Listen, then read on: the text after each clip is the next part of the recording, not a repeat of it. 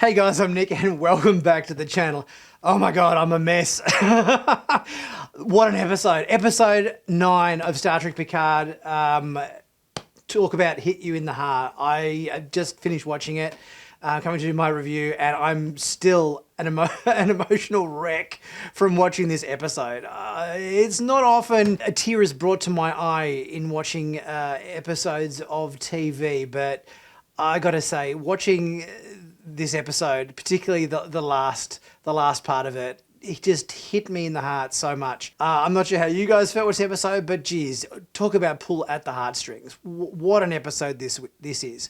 And now I'm going to go through this entire episode. We're going to talk about everything that happened in episode 9 of Star Trek Picard, season 3, episode 9. I'm still so affected by it. Oh my god. So you're going to go through all of that, talk about the episode in detail, talk about all those moments that just, talk about pull on the heartstrings. Go through all those moments, and wow. What an episode. I'm speechless. I'm literally speechless. So let's get into this week's review and breakdown of Star Trek Picard, episode 9 of season 3, entitled Vox. So the episode starts where the last one left off, with essentially Troy and Jack in the middle of their counselling session. Troy's sort of entered his mind. They're kind of working on getting through that red door together and opening it up and finding out what is in fact behind the door. We're getting a little bit more context now between the vines, representing synapses in the brain, connection points of one to many. And as we sort of speculated, I was thinking we might be heading down a little bit of a Borg road. I know there's a lot of people over the last weeks that were kind of thinking Par-Wraith because of the red eye thing going on, but I never thought the Par-Wraith explanation was viable just because it was too much of a departure from Next Generation. If this was a sort of a DS9 continuation, I can see how that would have been a good link, but Next Generation is too far removed from what went down in DS9, so I never thought the Par-Wraith theory was really going to be the one that played out. But the Borg one, of course, was the one that played out.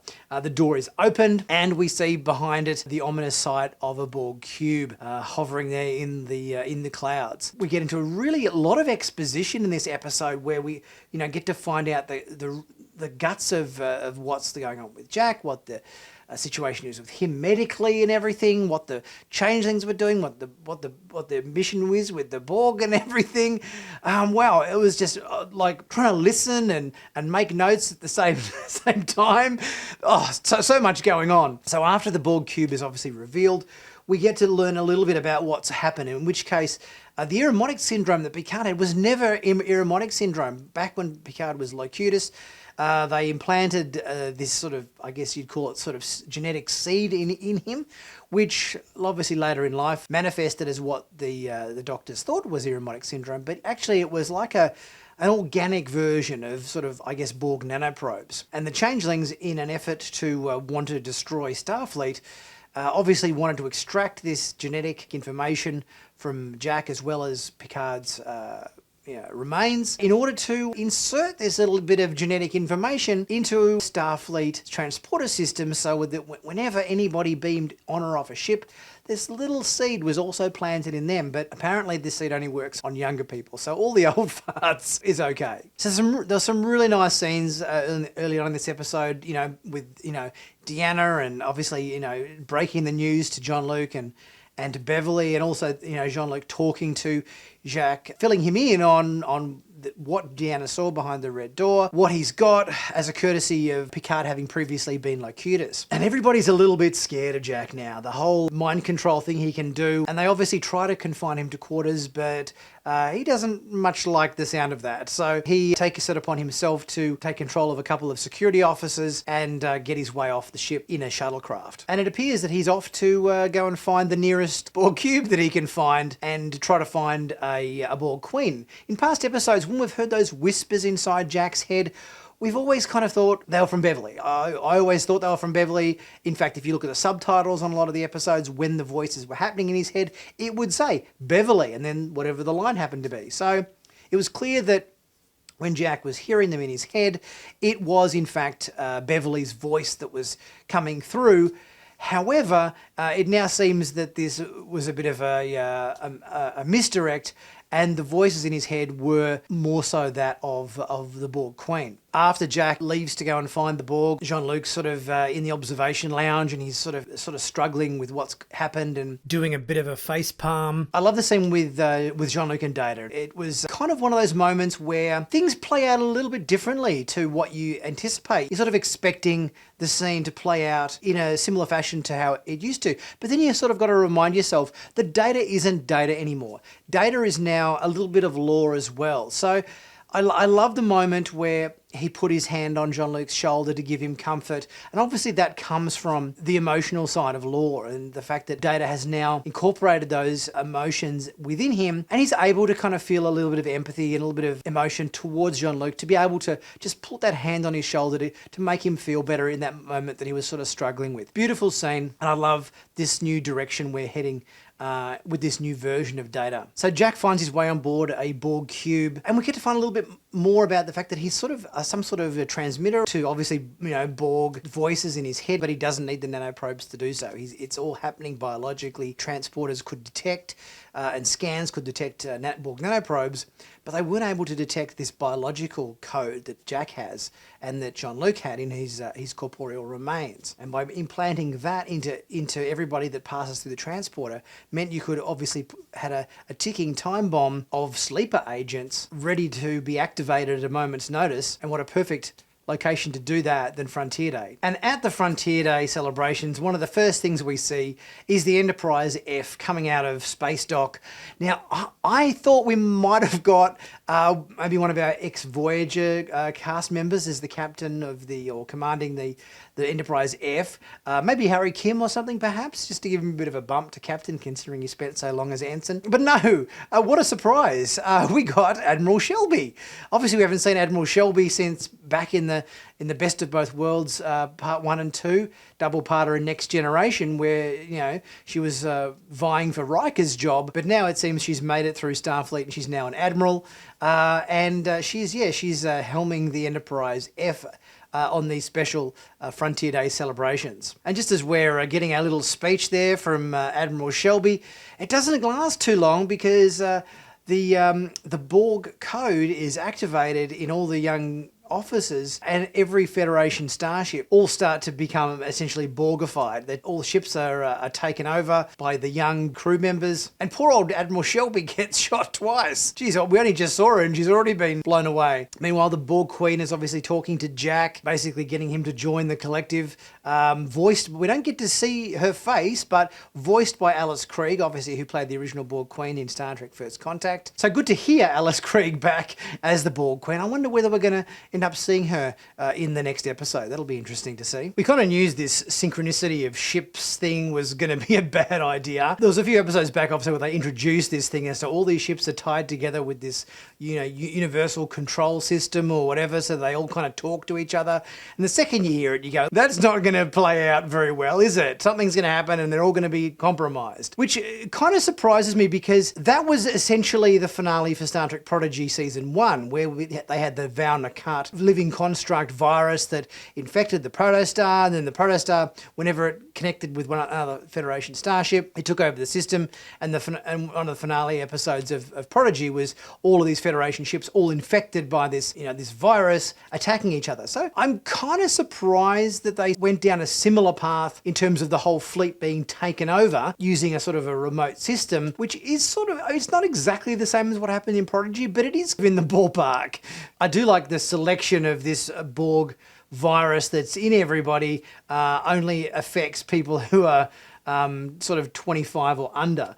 It means obviously all of our Next Generation crew and 7-9 and everybody else, everybody's kind of 50 plus, so they are all safe, and all of the young crew members, including the LaForge sisters and Lieutenant Muir and Ensign Esmar and everything, all get compromised, and obviously we got to get our original Next Generation crew off the Titan as quickly as possible. So we had a pretty good action-packed fight sequence with all of the crew racing to get off the ship. You got firefights in the hallways and everything to get it into one of the shuttle bay kind of areas so they can get it out of there as fast as possible. I guess what came as a bit of a surprise to me, and it wouldn't have been a surprise if it had happened earlier in the season, but the fact that poor old Shaw, Captain Liam Shaw, what a shame. We'd all started to love Shaw. He was a bit of a jerk when we first met him, bit of a a dipshit as he described himself in his own words. We all came around to liking Shaw, I think. I think Shaw was one of those characters that we all embraced, because I kind of assumed that by the time we got to episode 3 or whatever it was, that episode where he ended up getting severely injured on the bridge and he had a broken leg with a bone sticking through it and a smashed in face and everything, and he had to hand over the command codes and everything of the Titan to let Riker take over. I thought that was kind of going to be the point where Shaw steps aside and we get all of our Next Generation characters for the rest of the season. But no, Shaw stuck around and he was a valuable member of the crew for quite a number of episodes after that. So by the time we got to episode 9, I thought, oh, okay, cool. Shaw's here to stay. He's not so much a jerk anymore. We've kind of grown to like him. And then just as we've grown to like him, they kill him off. I guess it was bound to happen. Somebody was going to take a bullet for the team, I guess. It was probably going to be, him or Raffi, I suppose, when you think about it, because all of our, original legacy characters from, Next Generation and Voyager, you'd think would hang around a bit longer. I think Shaw was a fantastic character. Loved him. What a great job from Todd Stashwick this season. I will miss Captain Shaw. I was kind of hoping that, Shaw might stick around for a potential follow-up show that was going to cover the voyages of the Titan sort of thing with him and Seven of Nine and the others and everything, but not to be. He passed the captaincy on to Seven in his dying breath. She's got the command now, and I love the moment when, obviously all season he's been calling her, Commander Hansen, and he finally calls her Seven, as a sign of respect. So it was a really lovely conclusion to his character in this episode, and Captain Liam Shaw, you will be missed. And as I predicted in a previous video, they're going to have to get hold of a ship that's a bit older in technology, doesn't have the same, automated systems as the rest of the fleet.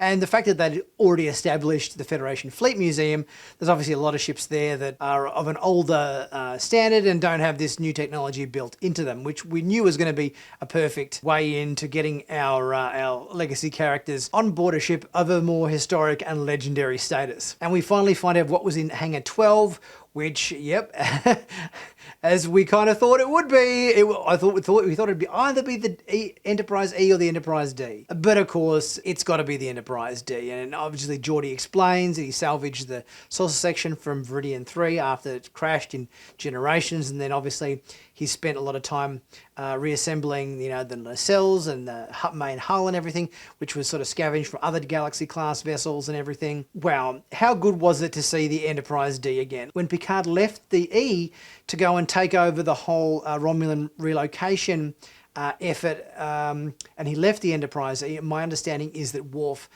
took command of the Enterprise E at that particular point in time.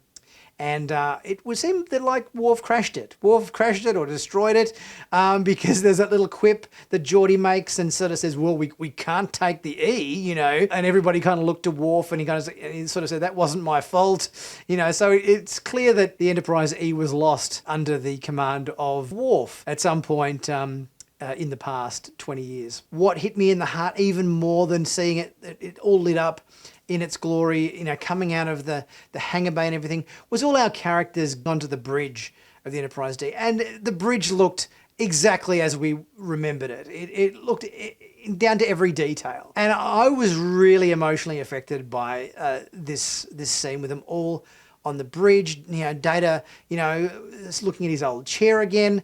Geordi sitting into the helm chair, which he obviously sat in for all of season 1 of Next Generation. Riker and Troy taking up their positions. And I love it how when Picard sits down, even though he's not wearing his old Starfleet uniform anymore, he still does the Picard maneuver where he pulls his jumper down as he did many times back in Next Generation days. And I love JeanLuc's line about the one thing that he missed most about the Enterprise D was the carpet. Everybody's saying the same thing. All of us YouTubers and everything, I've heard so many people in the comments section and people in the community kind of going, oh, geez, like the new starships look good, but I kind of miss the carpet. Like they're all these shiny, glossy, metallic kind of floors and everything. And they're a bit cold and a bit not quite as, warm and welcoming as the Enterprise D was, with the carpet on the floor and everything. So I really, really loved the line from JeanLuc there, sort of saying that he missed the carpet.